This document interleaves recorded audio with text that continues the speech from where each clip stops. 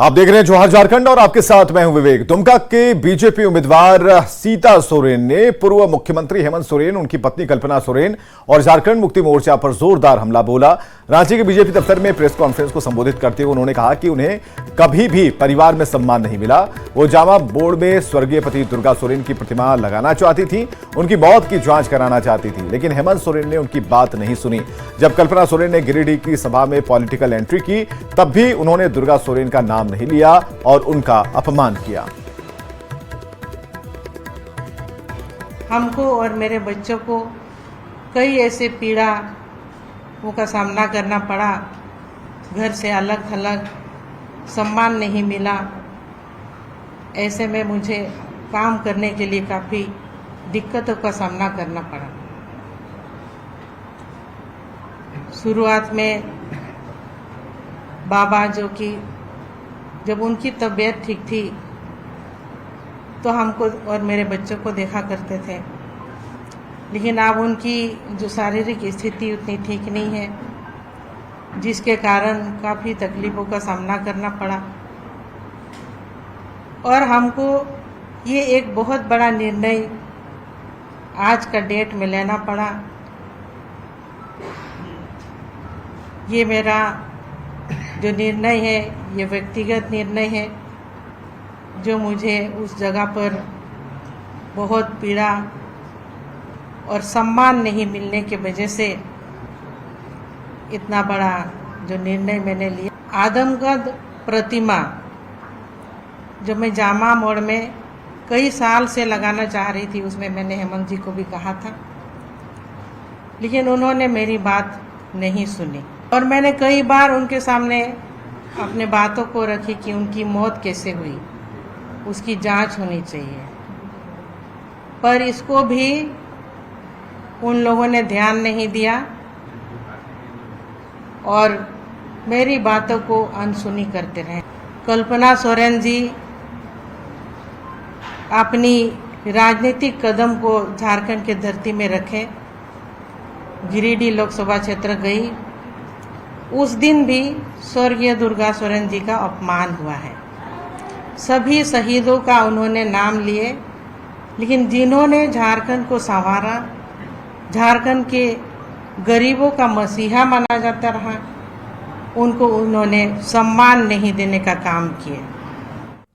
दिल्ली में बीजेपी में शामिल होकर रांची पहुंची सीता सोरेन का बीजेपी कार्यकर्ताओं ने जोरदार स्वागत किया। रांची के बिरसा मुंडा एयरपोर्ट से वो बीजेपी दफ्तर पहुंची। इस मौके पर बीजेपी कार्यकर्ताओं ने उनका स्वागत किया, अगवानी की। सीता सोरेन ने दावा किया कि झारखंड की सभी 14 सीट पर इस बार जरूर कमल खिलेगा। करते हुए क्या कहेंगे इस मौके पे? देखिए, हमारे यहाँ एक और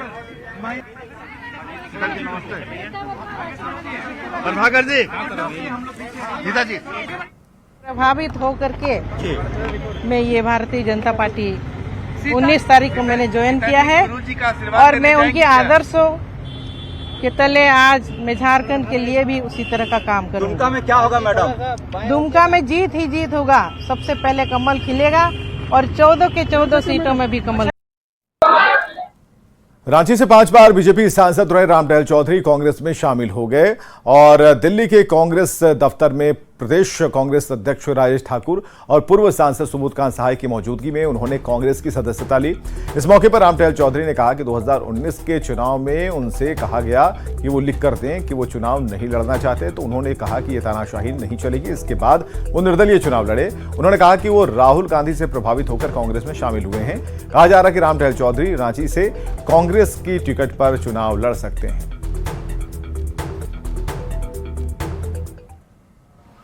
और सच पूछो तो पिछड़ों के मसीहा के रूप में ये जाने जाते रहे हैं। 5 बार के सांसद रहे और एक खास बात ये है आज की ज्वाइनिंग में कि दोनों जो बड़े भाई हैं हमारे, दोनों एक दूसरे को लगातार हराते रहे। कभी ये 2 बार लगातार जीते, कभी वे 2 बार लगातार जीते और आज ये गिरिडीह के पूर्व बीजेपी सांसद रविंद्र पांडे ने दिल्ली में कांग्रेस प्रभारी गुलाम अहमद मीर से मुलाकात की। कयास लगाए जाने के वो धनबाद से कांग्रेस की टिकट पर चुनाव लड़ना चाहते हैं।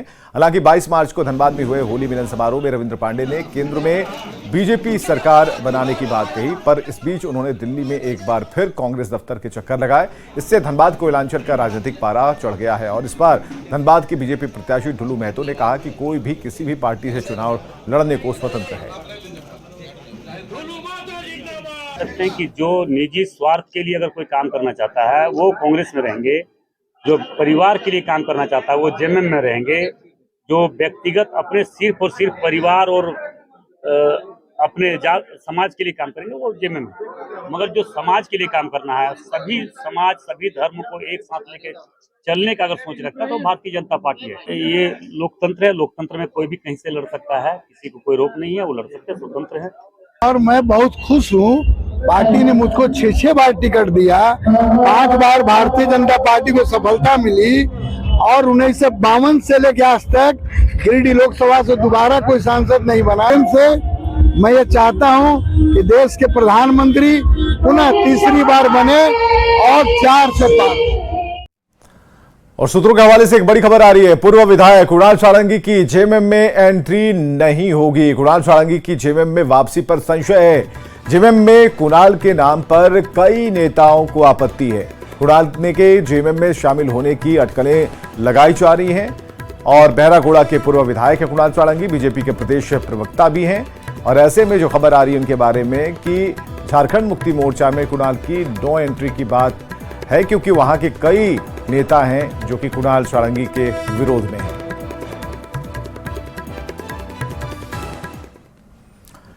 बीजेपी के हजारीबाग संसदीय क्षेत्र के प्रत्याशी मनीष जायसवाल चुनावी प्रचार में जुट गए हैं और इसी कड़ी में वो रामगढ़ के पतरातू प्रखंड पहुंचे, जहां अलग अलग गांवों में उन्होंने दौरा किया और बीजेपी के पक्ष में माहौल बनाने की कोशिश की। इस दौरान मनीष जायसवाल ने न्यूज 18 से खास बातचीत की, जहां महागठबंधन पर निशाना साधते हुए उन्होंने कांग्रेस के उम्मीदवार जेपी पटेल को आड़े हाथ लिया और कहा कि हजारीबाग ही नहीं बल्कि पूरे देश की जनता पीएम मोदी को ही चुनकर लाने वाली है। मौजूद हूँ हजारीबाग संसदीय क्षेत्र के रामगढ़ जिला के दुर्गी में। आप हमारे पीछे देख सकते हैं, यहाँ पर भाजपा के उम्मीदवार मनीष जायसवाल जनसंपर्क अभियान चला रहे हैं, गांव-गांव घूम रहे हैं, वोट मांग रहे हैं। सीधे हम मनीष जायसवाल से बात कराएंगे। सर, अब महागठबंधन की तरफ से जेपी पटेल आ गए हैं, चुनाव रोचक हो गया, कैसे देखते हैं मुकाबला को? ये रोचक बनाने का काम आपका है। वैसे हजारीबाग ही नहीं पूरे देश में जो जनता है वो पुनः मोदी जी को चुन करके लाने वाली है, वो विकास की तरफ देख रही है। और जो पूरे देश का माहौल, आप अपना कैमरा को थोड़ा जो मतदाता हैं उनके तरफ अगर आप रूबरू करेंगे, उनसे अगर आप पूछेंगे तो आपको यही पता चलेगा कि इस बार लोग जो है मोदी जी के तरफ उनका झुकान है, भारतीय जनता पार्टी के तरफ झुकान है। और हजारीबाग लोकसभा सहित पूरे देश में भारतीय जनता पार्टी बड़े मार्जिन से जीतने वाली है। तो इस बार जेपी पटेल को कठिन आप नहीं मान रहे? नहीं, देखिए, कांग्रेस कोई मुद्दा है ही नहीं और कांग्रेस का प्रत्याशी फिर कैसे मुद्दा बनेगा, ये अपने आप में है एक प्रश्न चिन्ह है। कोई आता, पटेल जी हो या कोई भी हो, कांग्रेस को लोग वोट देना नहीं चाहते हैं और बहुत जल्दी आप देखेंगे कि कांग्रेस मुक्त भारत भी आपको दिखेगा। तो जेपी पटेल का कहना है कि मांडू के विधानसभा चुनाव में मैंने एक बार उनको अब हराया है, तो लोकसभा चुनाव में फिर कैसे देख रहे हैं आप? देखिए, मैं आपको केवल याद दिला दूं, वैसे मेरा किसी प्रत्याशी पर व्यक्तिगत कोई टिप्पणी करने का आदत नहीं है, लेकिन पहली बार जब वो जीते थे तो जेएमएम के प्रत्याशी थे और उनका समर्थन भारतीय जनता पार्टी कर रही थी। पहली बार जब वो जीत रहे थे तो भारतीय जनता पार्टी का सहारा उन्होंने लिया था सहायक पार्टी के रूप में, उनको पटकनी देने के लिए तैयार हैं। तो ये थे मनीष जायसवाल, कुछ कार्यकर्ता उनसे बात करेंगे। बताइए, मनीष जायसवाल मैदान में है, कैसे देख रहे हैं चुनाव, कितना रोचक हो सकता है? चुनाव में कोई रोचक नहीं है और हमारे बीच में कोई कंपटीशन नहीं है, हम लोग एक तरफा जीतेंगे। मनीष जायसवाल और जेपी पटेल में कितना टक्कर देखते हैं आप? टक्कर कोई नहीं है, मनीष जायसवाल सीधा सीधी जीत रहे हैं। तो आपने सुना यहाँ पर मनीष जायसवाल को भी और कार्यकर्ताओं को भी, उनमें काफ़ी जोश है। उनका कहना है कि इस बार मोदी जी के नाम पर, मोदी जी के विकास के नाम पर हम लोग हजारीबाग समेत पूरे भारतवर्ष में 400 पार के नारे को कामयाब बनाएंगे। जावेद खान, न्यूज 18, रामगढ़। लोकसभा चुनाव को लेकर सिमडेगा में राजनीतिक सरगर्मी तेज है और राजनीतिक बयानबाजी भी बढ़ती जा रही है। सिमडेगा में कांग्रेस विधायक भूषण बाड़ा और झारखंड पार्टी के अध्यक्ष विनोद सिक्का ने एक दूसरे पर जमकर जुबानी तीर चलाए। भूषण बाड़ा ने जहां दावा किया कि झारखंड पार्टी अभी शून्य पर खड़ी है, उन्होंने विनोद सिक्का पर आदिवासी जनता को ठगने का आरोप लगाया। इधर झारखंड पार्टी के अध्यक्ष विनोद सिक्का ने विधायक के आरोप पर पलटवार किया और दावा किया कि चुनाव में झारखंड पार्टी का जलवा दिखेगा। लंबा लंबा जो फेंकने से कुछ होता नहीं है, जनता इसको समझ गया है क्या चीज़ नहीं है, किस तरह से मैं यहाँ पे जो आके ठगने का जो काम कर रहे हैं सब लोग समझ रहे हैं। अपने जिस तरह का रहे मंत्री रहे और वहाँ मंत्री पीरियड में भी जिस तरह से यहाँ जो काम हुआ, यहाँ का विकास करना चाहिए, गरीब गुरबों के लिए काम करना चाहिए, तो ये जान मारने का काम किया। विधायक का बात तो हम कहना नहीं चाहेंगे, वो कहाँ पर खुद है वो खुद नहीं समझता है। वो उसको देखने, झारखंड पार्टी को देखना नहीं देखना उससे कुछ नहीं बनता है। झारखंड पार्टी को बहुत ऊंचाई तक हम लोग ले जाएंगे और विकल्प के रूप में, लोगों का विकल्प के रूप में झारखंड पार्टी ही एक ऐसा पार्टी है। रांची के नामकुम में अवैध मिनी शराब फैक्ट्री का खुलासा करते हुए 3 आरोपी पकड़े गए और ये गिरोह कोलकाता से स्पिरिट मंगवाकर उससे अवैध शराब बनाता था, जिसे रांची और बिहार के बाजारों में सप्लाई किया जाता था। छापेमारी में स्पिरिट और शराब को पैक करने का सामान बरामद किया गया। शराब की बड़ी खेप के साथ तीनों आरोपी नरेश्वर सिंधिया, वरुण सिंधिया और शैलेश हजाम को गिरफ्तार कर जेल भेजा गया। सटीक रहेगा तब आदमी पकड़ नहीं, पकड़ने से क्या फायदा। पालन करते हुए बहुत ही नोटोरियस यहाँ का सिंधिया परिवार है, जो एक बार 17 में कांड भी हुआ था, तो 3 आदमी अरेस्ट भी हुआ बनाते हुए। नरेश सिंधिया, अरुण कुमार, वरुण सिंधिया है इसका, शैलेश हजाम, 3 आदमी को हम लोग रंगे हाथ अरेस्ट किया है, जो वहाँ रॉ स्पिरिट 700 लीटर स्पिरिट पकड़ाया। कोडरमा के पालनखेत टोले में पेयजल संकट गहराता जा रहा है। गर्मी के मौसम में नदी सूख गई है, कोई चापाकल नहीं है, न पानी की टंकी है। ऐसे में महिलाओं को पानी की तलाश के लिए लंबी दूरी तय करनी होती है, गंदा पानी लाना पड़ता है, इससे बीमारियों का खतरा भी बना रहता है।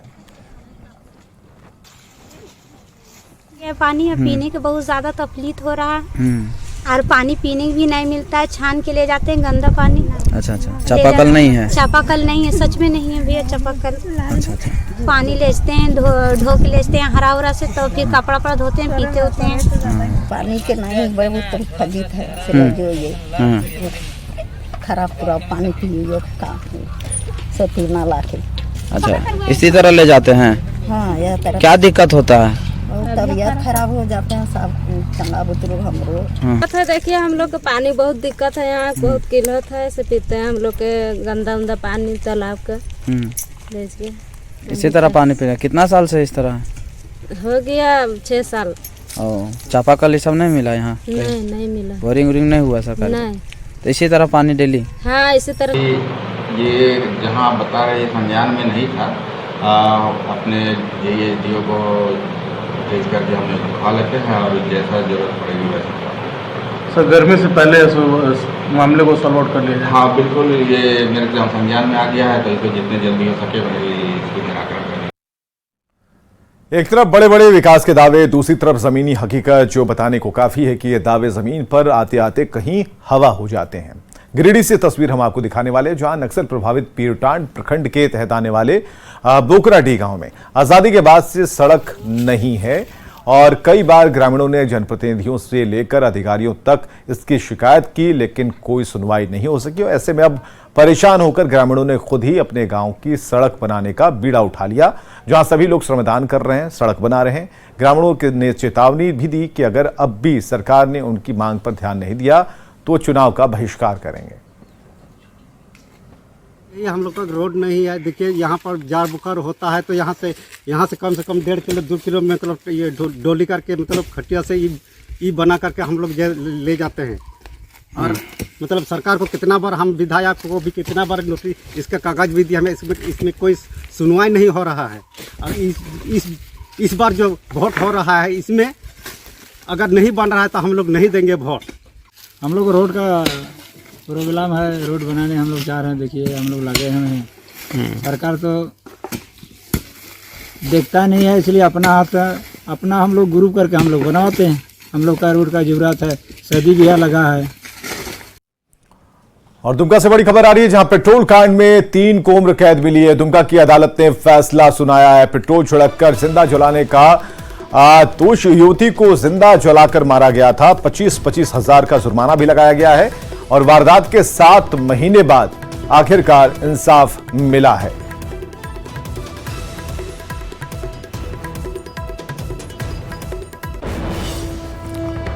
सिमडेगा की बड़ी आबादी आर्थिक रूप से प्राकृतिक संसाधनों पर आश्रित है और इन्हीं में से एक है महुआ, जो लोगों की आय का एक बड़ा हिस्सा है।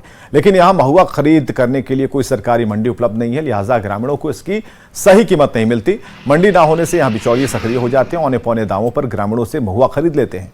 ग्रामीणों की मांग है कि सरकार उनकी ओर ध्यान दे और उनके लिए सरकारी मंडी उपलब्ध कराए, ताकि वो बेहतर कीमत पर महुआ बेचकर अपनी जीविका चला पाए। हमें सुखा के मतलब बीच के चाउर मन किनिल से हमें घर चलाई। इधर झारखंड में खाली इधर दक्षिण छोटानागपुर में अभी जितना भी इधर झारखंड के लोग रहते हैं, यहाँ वन उत्पाद पर ही ज़्यादा निर्भर रहता है। उसमें खासकर महुआ, अभी महुआ का सीज़न है और यहाँ महुआ का सीज़न से हम गौर किए हैं या रिसर्च निकाले हैं कि लगभग महुआ चुन के लोगों का 6 महीना का जो रोजी रोटी चल जाता है।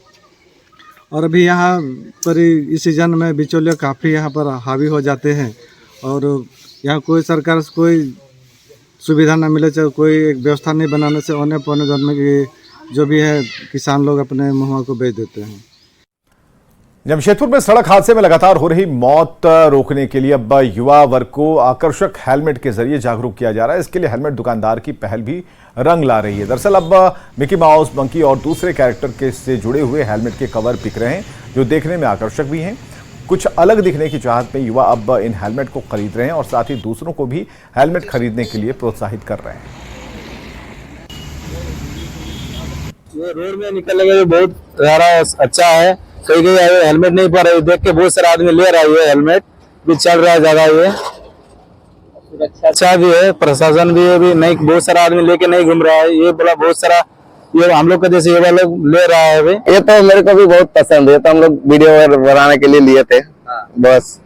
बाकी से हेलमेट भी सही है और उसका कवर भी है, उसमें खराब भी नहीं होता है। कवर सब अलग अलग कलर, अलग अलग डिजाइन का मिल जाएगा आपको। वही मिकी माउस वाला आ जाएगा, आपका मंकी वाला आ जाएगा, आपका 950 800 से स्टार्ट है। अच्छा बढ़िया क्वालिटी का लीजिएगा तो 1100-1200 के अंदर आ जाएगा। लौ नगरी जमशेदपुर शहर में युवाओं की लगातार सड़क हादसे में मौत को लेकर जिला प्रशासन कई दावे करता था, बावजूद जो है युवा की लापरवाही के चलते लगातार युवाओं की मौत हो रही थी सड़क हादसे में। मगर अब कुछ दुकानदारों द्वारा युवाओं को हेलमेट के प्रति जागरूक करने के लिए, तस्वीर देख सकते हैं कि आप, हेलमेट का भी कवर बनाया जा रहा है, जो कि मिकी माउस, तरह तरह के मंकी, तरह तरह की ये जो डिजाइन है वो हेलमेट के ऊपर पहने जाएंगे। और उसके बाद युवाओं में भी ये हेलमेट अभी लगातार आकर्षण का केंद्र बना हुआ है। और आपको बता दूं कि इस दुकानदार की इस अनोखी पहल से शहर के युवा काफी प्रसन्न हो रहे हैं और लगातार इस तरह के हेलमेट को लेकर वो पहन रहे हैं और ड्राइव कर रहे हैं।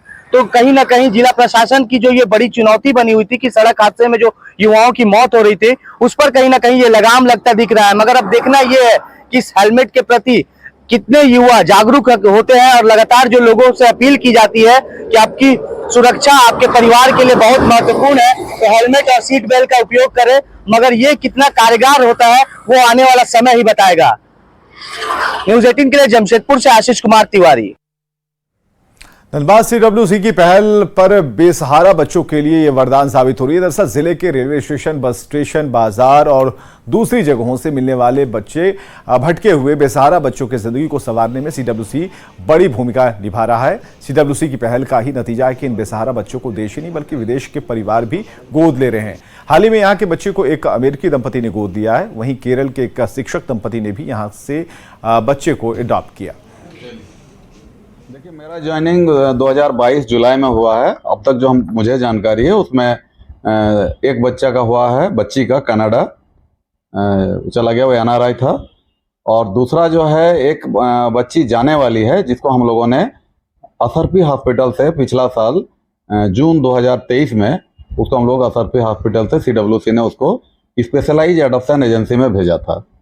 बच्ची कुछ अस्वस्थ थी, असरपी हॉस्पिटल के लोगों ने भी काफ़ी मदद किया था उसमें। और किसी व्यक्ति को लावारिस अवस्था में एक नवजात बच्चा मिला था जो असरपी हॉस्पिटल में था। अभी जो पता चला, हम लोगों का काम CWC का सिर्फ इतना ही है कि जब डिस्ट्रिक्ट चाइल्ड प्रोटेक्शन यूनिट उसका मीडिया में एडवर्टाइजमेंट कराता है परिजनों की तलाश के लिए और वो नहीं मिलते हैं, तो हम लोग उसको लीगली फ्री फॉर एडॉप्शन करते हैं। गोड्डा के मेहरवा के खंधार गांव में चोरी की वजह से सड़क निर्माण का काम रुक गया। चोरों ने सड़क निर्माण काम में लगे मिक्सर मशीन के इंजन में ही हाथ साफ कर दिया। होली की छुट्टी की वजह से ठेकेदार और मजदूर छुट्टी पर थे। उसी दौरान चोरों ने मशीन के इंजन को चुरा लिया और निकल लिए। हालांकि स्थानीय लोगों ने मेहरमा इलाके में लगातार हो रही चोरी की घटनाओं को रोकने के लिए प्रशासन से मदद की गुहार लगाई। हुआ कि खंधार और भगैया के बीच में जो लकड़ी मिल था उसके बगल में ढलाई चालू हो रहा था और होली के छुट्टी पे एक दिन तो मशीन छोड़ के गए थे, मशीन ठीक था और दूसरे के दिन बुधवार के दिन जो था शाम को 7 बजे तक मशीन था। सुबह मॉर्निंग में बृहस्पतिवार को आए हम लोग काम करने तो देख रहे हैं कि हमारा मशीन का इंजन उतार लिया गया, मिक्सचर मशीन का। इसकी लिखित आवेदन कहीं दिए अभी थानों ने? अभी कहीं नहीं दिया, अभी तो मॉर्निंग में सुबह आए ही हम लोग। गढ़वा में पिछले एक हफ्ते से गर्मी चरम पर है और गर्मी और तेज धूप की वजह से शहर की लाइफलाइन कही जाने वाली दानरू नदी पूरी तरह से सूख चुकी है। दानरू नदी का पानी सूखने की वजह से शहरवासियों की चिंता बढ़ गई। नदी के सूखने की वजह से बहुत जल्द शहर में पेयजल की समस्या की आशंका जताई जा रही है। मामले में नगर परिषद कार्यपालक पदाधिकारी सुशील ने बरसात कम होने की वजह से नदी के सूखने की बात कही और पानी की दिक्कत से बचने के लिए विभाग वाटर सप्लाई और टैंकर से पानी देने की बात कह रहा है। नदी में आज नहीं पूर्व से ही यहाँ पानी सूख जाया कर रहा है क्योंकि गढ़वा में बरसात कम हो रही है। ये बरसाती नदियाँ हैं पहले, इसी की व्यवस्था करने के लिए हम लोग DPR तैयार किए हैं। फाइनल हो जाएगा तो इसको पानी को हम लोग रोकने की व्यवस्था कर रहे हैं और रिवर व्यू जब बन जाएगा तब प्रॉपर इसका वाटर लेवल ऊपर आ जाएगा और नदी में भी पानी रहेगी। राज्य सरकार सरकारी अस्पतालों को बेहतर बनाने के लिए कितनी भी योजनाएं क्यों न ले आए, जमीनी स्तर पर इन तमाम योजनाओं पर पलीता लगाने में अधिकारी कोई कसर नहीं छोड़ते। कुछ ऐसा ही हो रहा है पलामू में, जहां सरकारी अस्पताल में प्रसव कराने वाले मरीजों को प्रोत्साहन राशि नहीं मिल पा रही। मरीजों के साथ ही सहिया दीदी को भी प्रोत्साहन राशि नहीं मिल रही। मामले पर जब न्यूज 18 ने उपायुक्त शशि रंजन से बात करने की कोशिश की तो उन्होंने चुनाव का हवाले देकर कुछ भी कहने से इनकार कर दिया। तो नहीं मिला, सबके एक बार हम लोग लिखकर मांगा गया था, हम लोग दिए, अभी पैसा नहीं गया है। ये सरकारी हॉस्पिटल में हुआ तो 1400 रुपया मिलेगा, उसका छुट्टी पेपर जो मिलेगा वो जमा करेंगे। तो कितना दिन के अंदर में? ये तो कह नहीं सकते हैं कि कितना दिन के, 2 महीना 4 महीना लग जाता है पैसा में। हम लोग का भी उन लोग का भी, उन लोग का जाएगा तो हम लोग का भी जाएगा, उन लोग का नहीं जाएगा तो हम लोग का भी नहीं जाएगा। चैनपुर सामुदायिक स्वास्थ्य केंद्र एक महज उदाहरण है जहां प्रसव कराने वाली महिलाओं को प्रोत्साहन राशि नहीं मिला है। अगर हम बात करें तो जिले के कई ऐसे सामुदायिक स्वास्थ्य केंद्र हो या जिला अस्पताल हो जहां प्रसव कराने वाली महिलाओं को प्रोत्साहन राशि देने में आनाकानी किया जा रहा है और कई ऐसी लाभुक महिलाएं हैं जिन्हें 2022 और 23 की जो लाभुक महिलाएं हैं उन्हें अभी तक प्रोत्साहन राशि नहीं मिला है। सवाल है कि आखिर सरकार जिस तरह से योजनाएं बनाती है ताकि जो प्रसव सरकारी अस्पतालों में ज़्यादा से ज़्यादा संख्या में लोग प्रसव कराने आए, उसको प्रोत्साहन के लिए ये राशि उपलब्ध कराई गई, लेकिन वो भी उन्हें समय पे नहीं मिल रहा है। ये दुर्भाग्यपूर्ण बात है। नीलकमल, न्यूज़ 18 पलामू। खबरें लगातार जारी हैं, बने रहिए हमारे साथ।